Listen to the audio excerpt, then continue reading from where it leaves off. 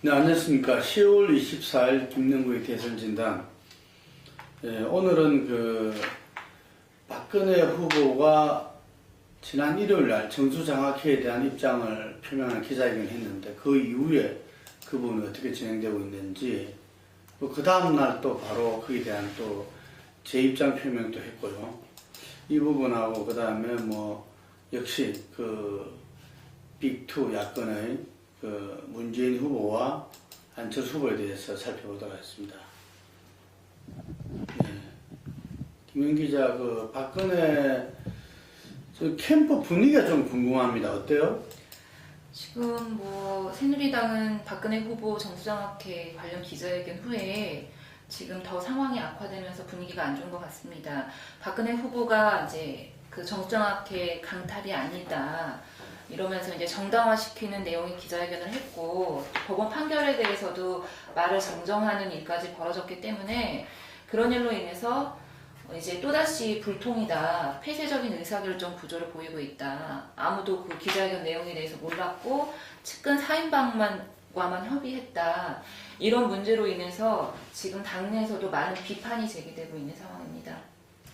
그래서 이렇게 상황이 좋지가 않은 상황인데 지금 최필립 이사장 같은 경우는 계속 사퇴를 거부하고 있고, 박근혜 후보가 지금 최근에 과거사 관련해서 전향적으로 추석 전에 사과를 했지만 진정성까지 의심받고 있는 그런 상황입니다.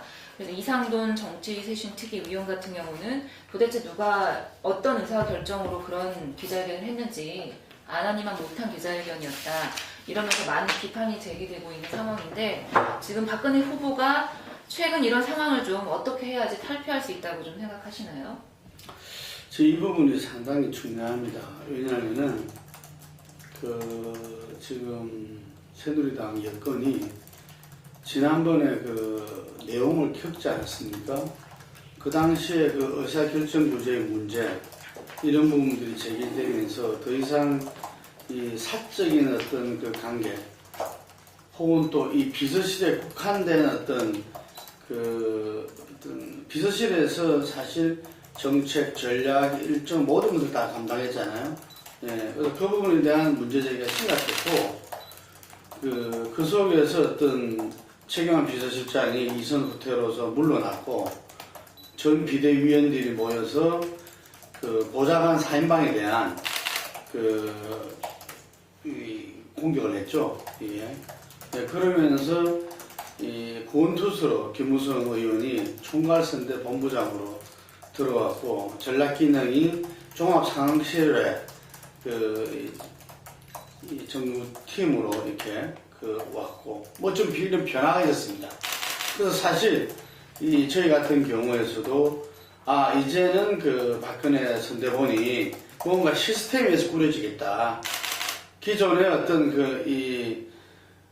흔히 말한 친박도 아닌 것 같아요. 제가 볼 때는 이 최측근에 의해서 모든 것이 결정되고 움직이고 소통되는 것이 이제는 뭔가 선대본이라는 시스템에서 꾸리지 않겠냐, 그런 이야기도 본인도 했고, 그 다음에 김무성 총괄본부장도 했고, 또 김무성 본부장의 리더십을 아는 사람들은 그렇게 갈 것이다, 이렇게 기대와 또 예고를 했죠. 그런데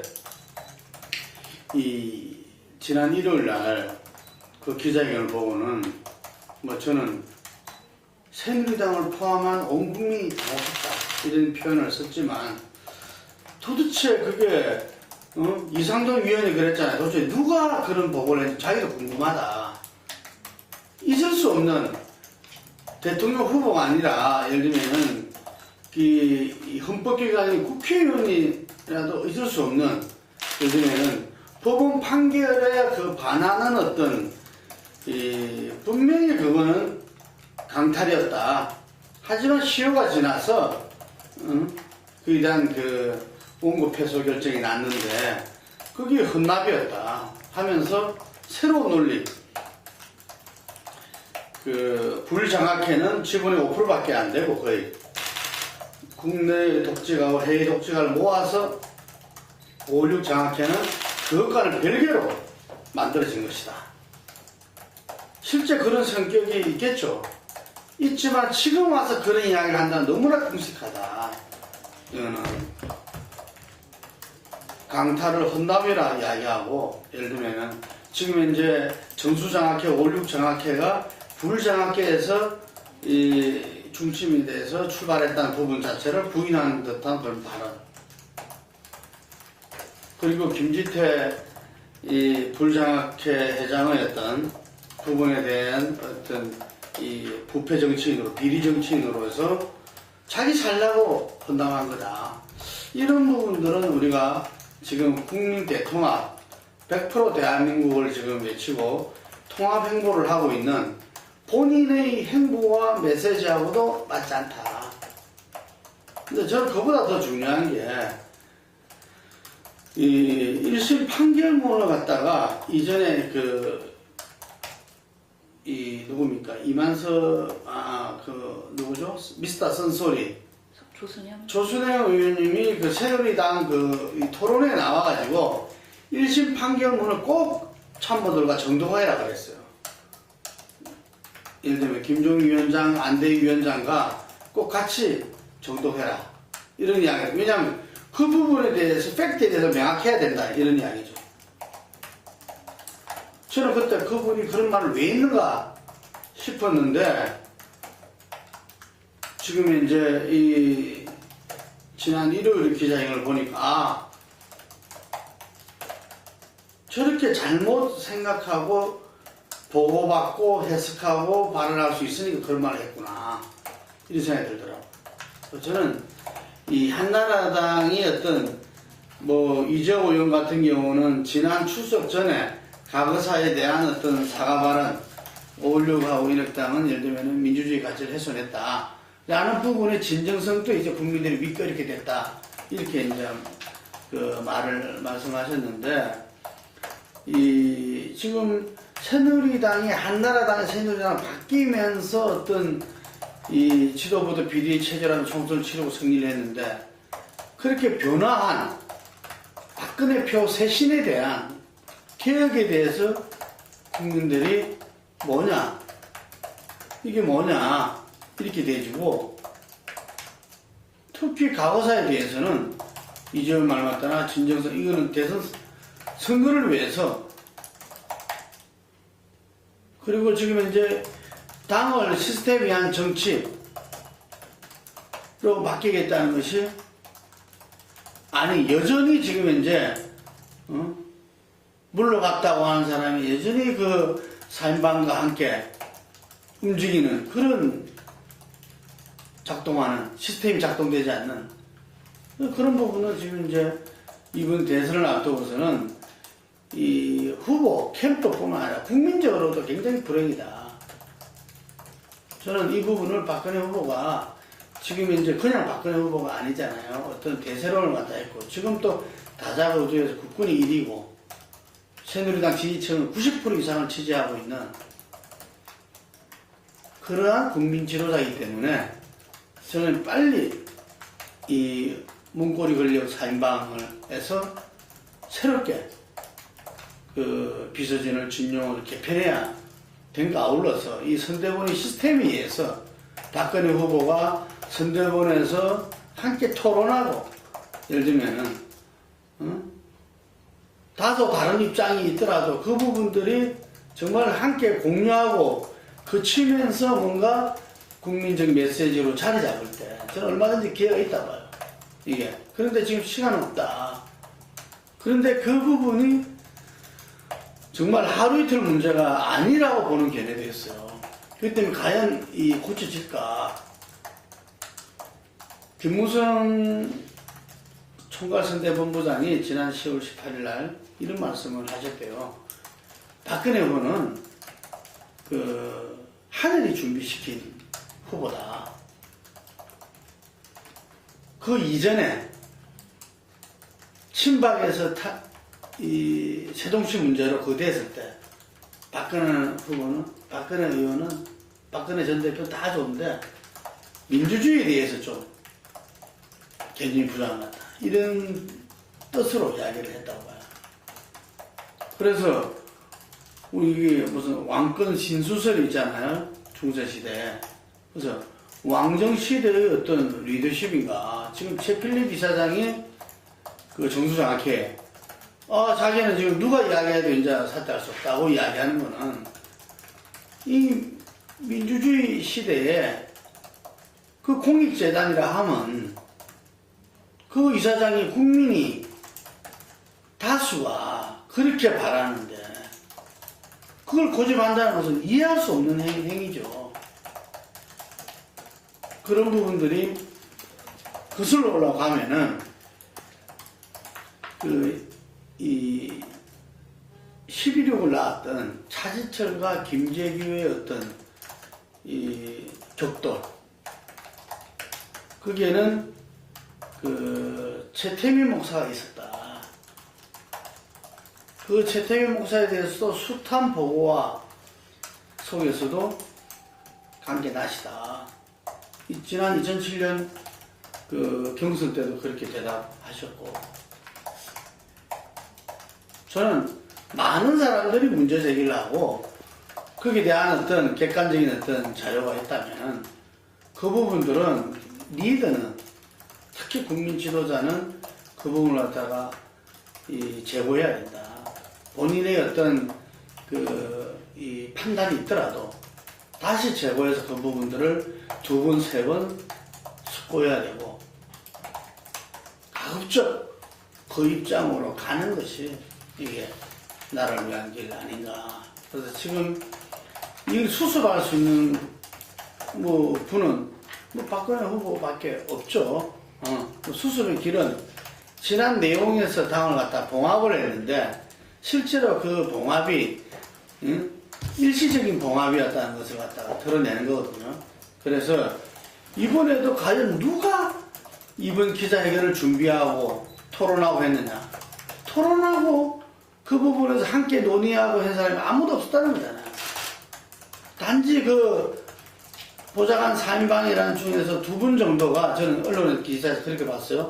2분 정도가 좀 그 부분에 대해서 전달하고 나누고 한 정도라는 거죠.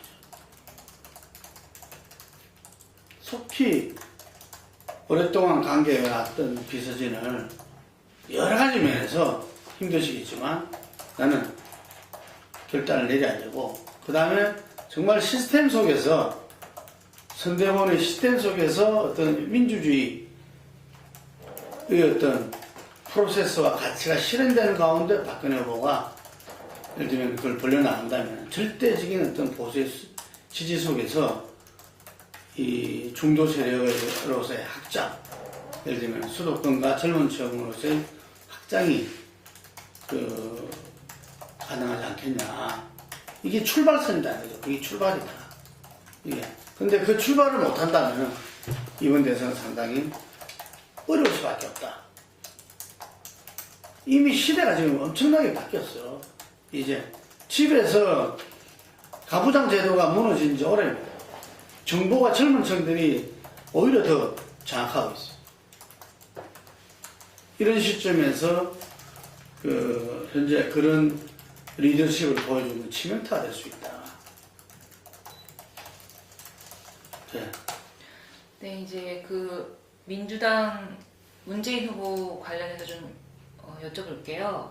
지금 새누리당에서는 계속 NLL이나 노무현 대통령 정부에서 문서 폐기 관련 이렇게 해서 이제 NLL 관련해서 이슈가 계속 확대 재생산되면서 공격을 가하고 있는데, 또 문 후보는 사실 무근이라고 공격을 하면서 동시에 정치개혁안을 발표하면서 안철수 후보와 경쟁을 하고 있습니다. 최근에 이런 행보에 대해서는 좀 어떻게 평가를 하시나요? NLL 공방전에서 가장 마이너스 손해를 본 사람은 문재인 후보라 볼 수 있죠. 진실 공방전이 벌어졌었는데 사실 여부와 상관없이 어쨌든 간에 서해 교전이라는 게 국민들한테 머릿속에 남아있습니다. 그 속에서 지키려고 했던 NLL, 과연 그것이 영토선인가 긴가 아닌가는 다른 상황이므로, 어쨌든 사실상은 현실적인 우리 지키려고 했던 영토선을 갖다가 땅 묶기다, 예를 들면은 어떤 이런 부분으로 그 중요도를 갖다가 하지 않았던 대통령의 비서실장, 이렇게 결과적으로 인상이 돼버렸거든요. 그래서 국가안보에 대해서는 좀 믿을 수 없는 거 아니냐. 이 불안감이 보수가 많았고 중도층에서 좀 생겨날 수가 있어요. 이게 그런 부분에 지지율이 조금 빠졌고요. 이게 그렇지만 이게 진실 공방전이기 때문에 그 진실은 드러날 수밖에 없다. 그렇지만 이게 국가 기록물로 되어 있기 때문에 그 자체는 상당히 빠른 시일 내에 정리되기는 어렵다. 그리고 NLL이라는 부분들이 예를 들면은 노무현 대통령도 그 전에 예를 들면 96년도에 국회에서 대정부 질의를 통해서 국민의 천주택 장관이 이야기했을 때 당시에 이 신한국당이죠. 이 YS 정권의 어떤 이양호 국방장관이 답변을 하면서 영토선이 아니다.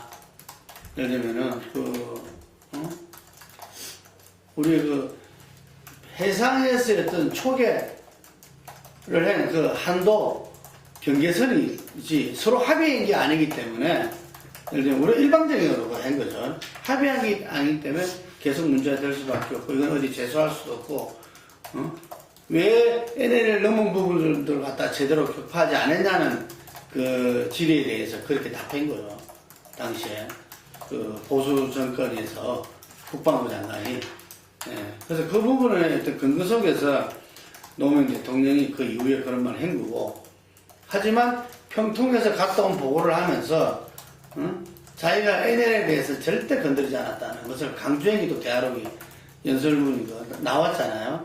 예. 그래서 이 김정일 위원장하고 14 정상회담에서 NLL 부분들을 갖다가 예를 들면은 넘겼다든지 이거는 사실 아님이 드러났어요. 이미 그 부분에 대해서 분명하게 이야기를 했고 기록물에 대해서 역사물 파기 이 부분도 다른 대통령하고는 노무현 대통령이 기록물 만드는 거는 몇십 배잖아요. 이게 그게 본래 일을 마냥 욕을 얻어먹는다는 말도 있는데 기록물에 대해서는 정말 하나하나를 역사적 기록으로 남겼던 대통령으로서는 참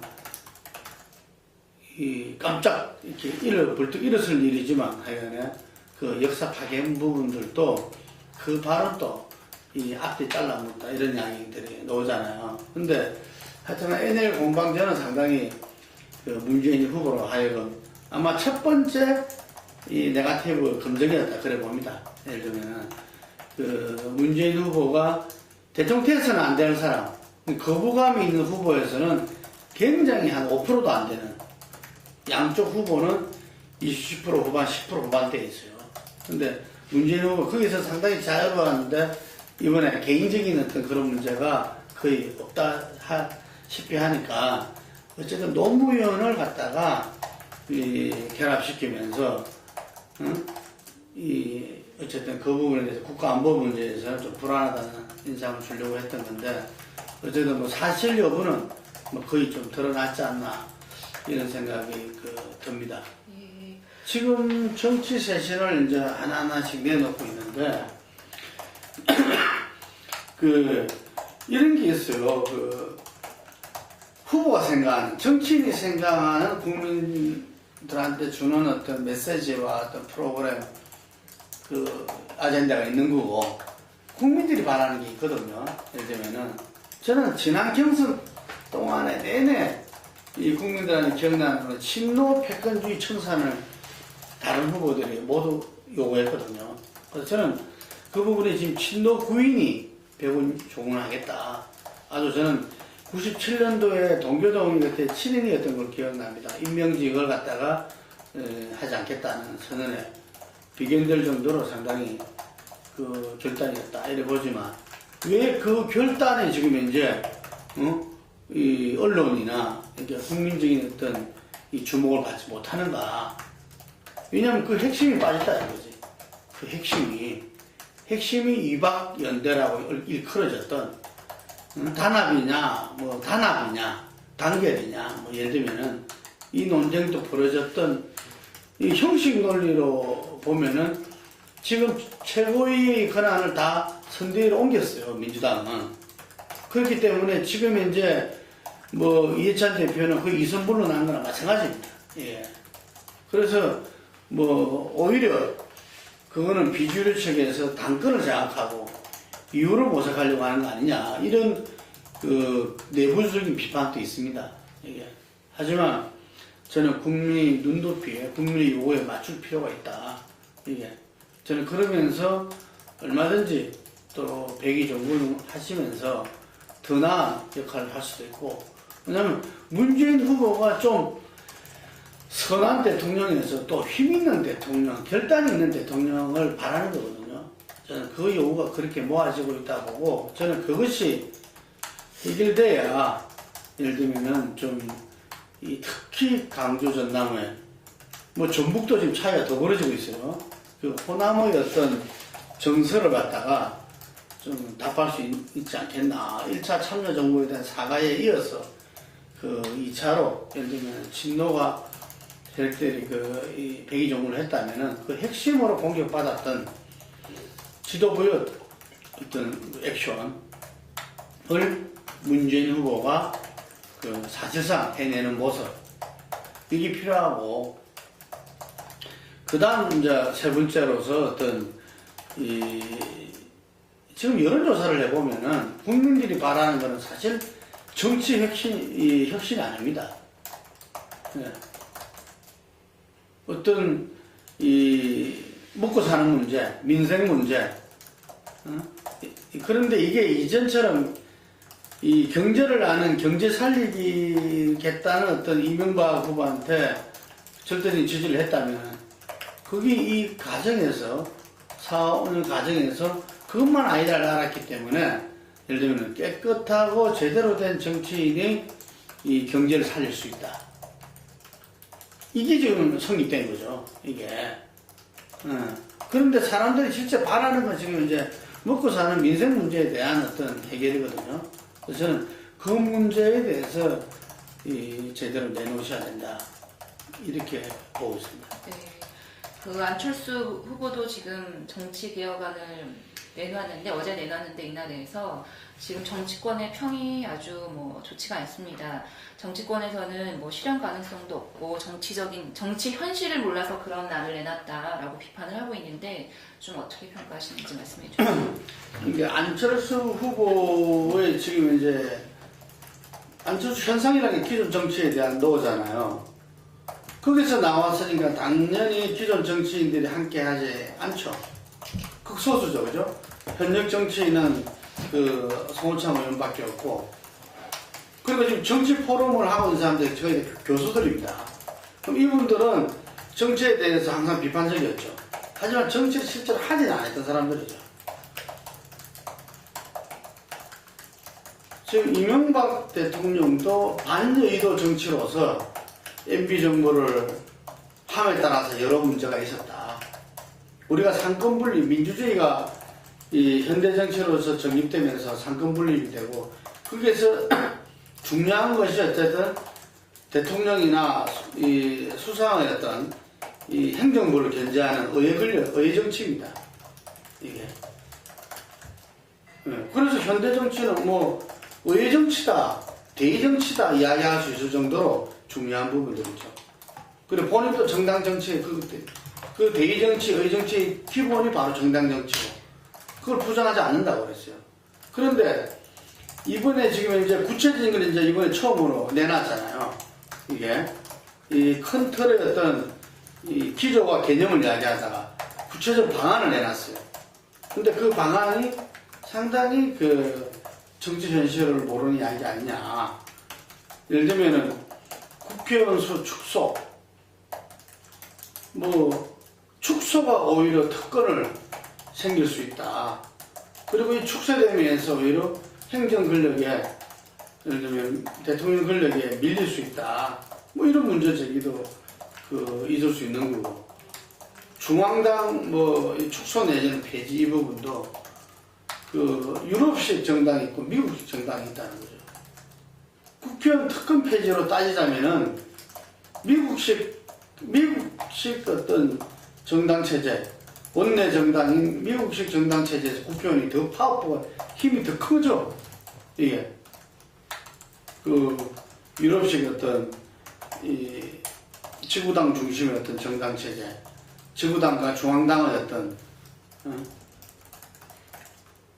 그래서 이런 부분들에 대해서 과연 깊이 있는 검토가 이루어졌는가, 깊이 있는 어떤 검토와 토론과 논의 속에서 됐는가, 뭐 이런 부분에들 문제 제기가 있다는 이야기죠.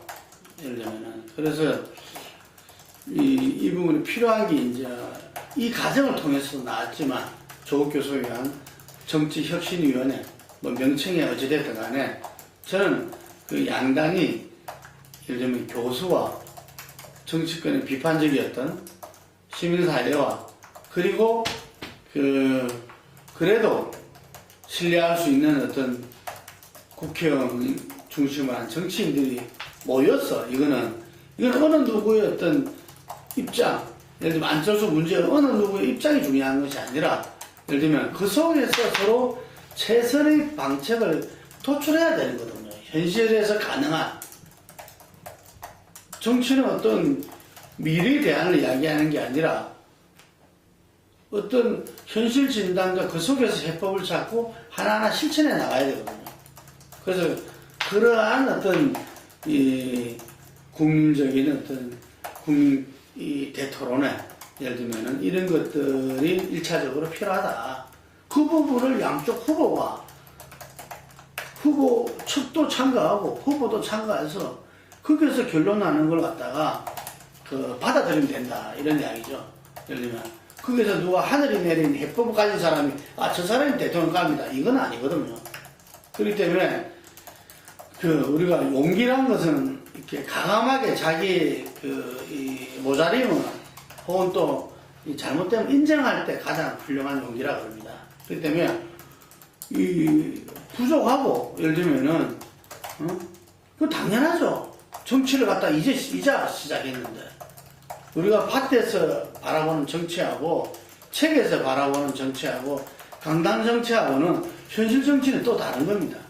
그 속에서 정말 우리 정치에 국민들이 레드카드까지 가고 왔던 그런 우리 정당 정치의 문제점, 우리 정치 모순은 뭔지를 푸는 그런 것이 중요한 그것을 갖다가 그냥 이 외부 시선으로만 재단해서는 안 된다. 그래서 저는 이번 정치 혁신 안으로 나온 것들이 상당히 좀 그런 편향성의 문제가 있다. 이렇게 보는 거죠. 그래서 그 문제는 저는 뭐 안철수 캠프가 안철수 후보가 이야기했다 하더라도 본인이 그것을 갖다가 이것만이 절대선이다. 이렇게 가야 된다. 이건 뭐 아니지 않겠다고 저는 또 생각하고 싶어요. 그래서 그런 부분에 대해서는 자기 캠프를 넘어서서 토론이 이루어져야 된다. 저는. 그러니까 그러한 토론 속에서 어떤 이 단일화의 어떤 이 기반을 잡아 나가야 된다는 거죠. 꼭 이 후보 저 후보에서 몇 명씩 내서 거기서 토론하고 그게 이제 단일화의 1단계고 뭐 이러다 보면은 아예 그 출발이 하지도 못하고 아마 막판에 몰릴 겁니다. 그러니까 이런 과정에서 지금 양쪽이 지금 핑퐁식으로 지금 이제 기조와 방안 이쪽에서 거기에 대한 입장 지금 주고받지 않습니까? 그래서 이 자연스럽게 이런 과정, 단일화 과정으로 지금 가고 있다 봅니다. 이게. 그래서 그걸 갖다가 이 원탁회의로 지금 이제 열리고 뭐 이런 마당이니까 좀 더 폭넓은 과정 속에서 특히 우리의 이 현실 진단과 거기에 대한 해법 제시는 좀 더 폭넓은 과정 속에서 논의되고 좀 정리될 필요가 있다. 그럴 때 후보들도 참여해서 자기 입장을 이야기하고 자기 입장이 좀 틀리고 다르면 어때요? 예를 들면은 그래서 그런 부분들을 갖다가 이렇게 수용하고 지도자는 선택하는 거거든요. 예. 그래서 그런 과정이 바로 이 절대절명의 과정인 단일화의 출발일 수 있다고 봅니다. 네, 잘 들었습니다. 예, 오늘 여기까지 대선진행하겠습니다. 수고하셨습니다.